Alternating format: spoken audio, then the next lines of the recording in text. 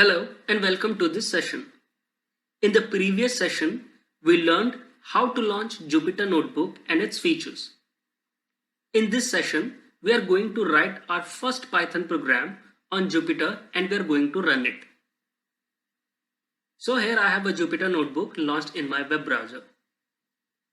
I'm going to create a folder in which I will be saving my codes or notebook files.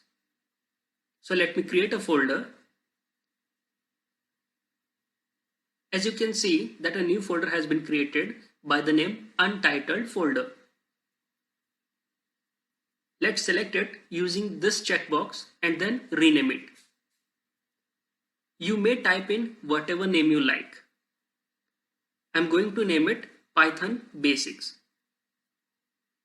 As you can see that the folder has been renamed. Let's open it by clicking it. As you can see, this folder is currently empty. We are going to create a new Python notebook in this folder.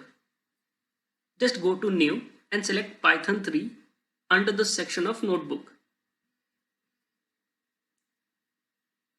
This will open another tab in your browser, which is going to be your Python notebook. As you can see, the file is currently untitled. I'm going to rename it. So you can either go to the file drop down and click on rename, or you can just click here on untitled and then rename it. I'm going to rename this file as hello_python. Now the file has been successfully renamed. If you go back to your previous tab, you will see that a new file with a given name and .ipynb format is there. Okay, so let's go back to our hello_python notebook. This box or tab which you see here is the space in which we can write our code headings, etc. depending on the type selected.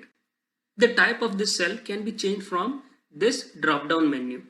Typically used types are markdown and code. Let us first see what a markdown cell is. Suppose I want to give a heading to my code. I can do it by inserting hash in my markdown cell. So let's insert the heading as first Python program. We will first type a hash followed by a space and then our heading. Remember, inserting the space is very important. Now we can run this by clicking on this run symbol. Okay, we are done with the heading. Let's insert a code cell. You can insert a new cell by clicking on this plus symbol here. Or you can use the keyboard shortcut Escape+B which insert a cell below. You can refer to the keyboard shortcuts from the Help drop-down menu.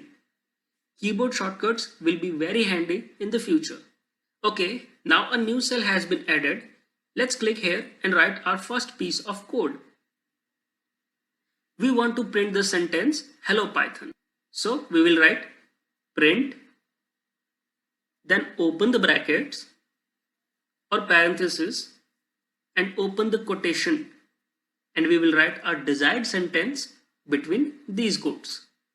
Now we can run this code by clicking on this run symbol. So as you can see, Python has printed the sentence as we required. Let's add a comment to our code so that if needed we can later understand what our code does. These comments are very important when you write lengthy and complex code. In case you forgot what the code was about, you can always refer the added comments.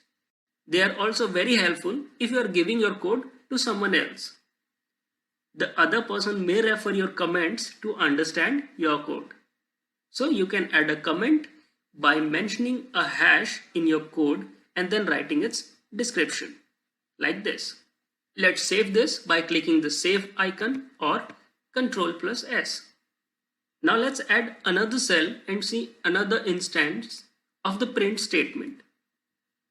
This time we are going to assign a value to a variable and then print it. So let's create a variable with the name var and assign it value 5. You may choose the variable name as you wish. Let's write our print statement and run it. So you can see that the value of the variable has been printed. If you notice, this time I did not use the quotation around the where in my print statement. Why so? If we put quotation in our print statement, the mentioned text will be printed as it is. Let's see with help of an example.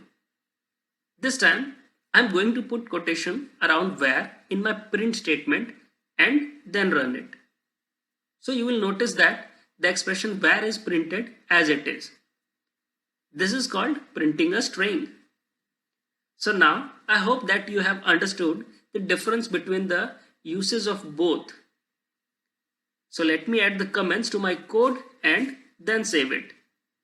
As I already told you, code commenting is a very good practice for any programmer and you should make it a habit.